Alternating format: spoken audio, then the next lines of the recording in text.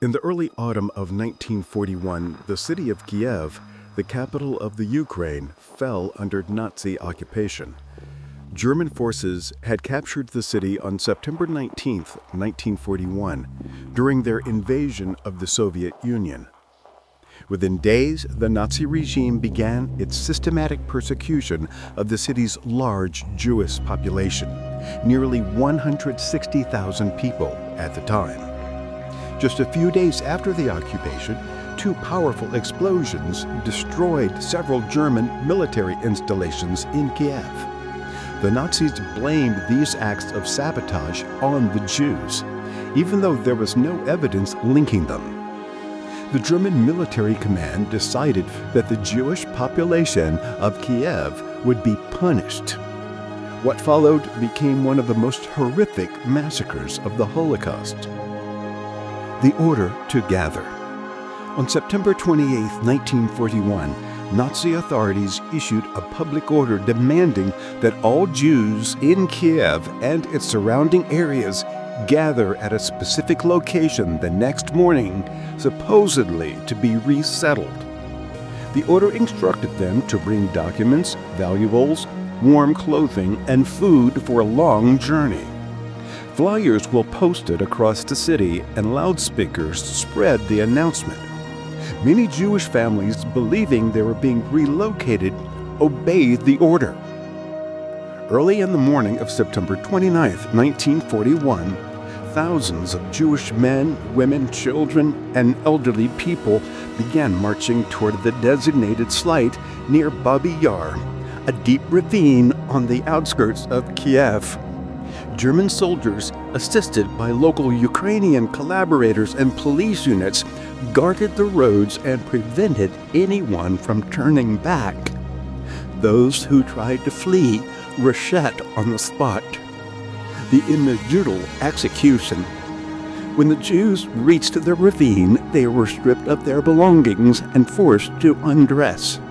Soldiers of the Einsatzgruppen, mobile killing units, along with members of the German police and Ukrainian auxiliaries, drove the victims in groups towards the edge of the ravine.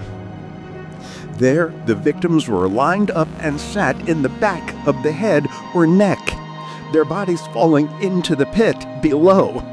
The gunfire continued all day.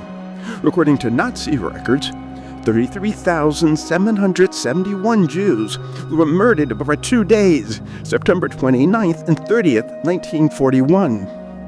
The bodies were buried under layers of sand and earth. Screams could still be heard from beneath the soil as some victims were buried alive.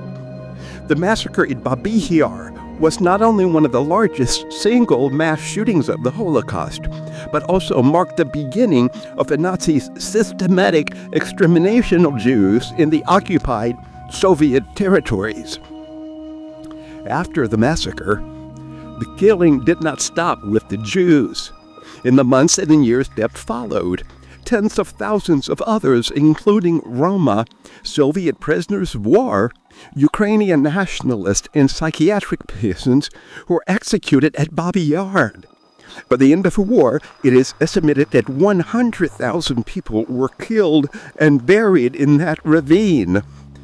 In 1943, as the Soviet army advanced toward Kiev, the Nazis tried to hide the evidence of their crimes. They forced Jewish prisoners from nearby camps to dig up the bodies and burn them. When the task was completed, those prisoners were also murdered. Suppression and memory. After the war, when Kiev was liberated, the Soviet authorities investigated the site but avoided identifying the victims specifically as Jews. The Soviet regime often suppressed or generalized the memory of Jewish suffering, portraying the victims simply as Soviet citizens. For decades, there was no proper memorial to the Jews of Babi Yar.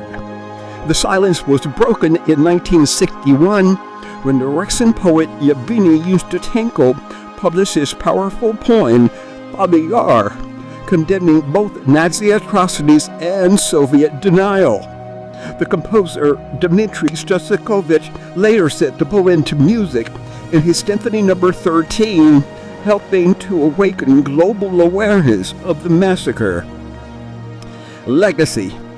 Today, Babi Yar stands as one of the most haunting symbols of Nazi cruelty and collaboration during the Holocaust. Memorials now mark the site, honoring the tens of thousands who perished there.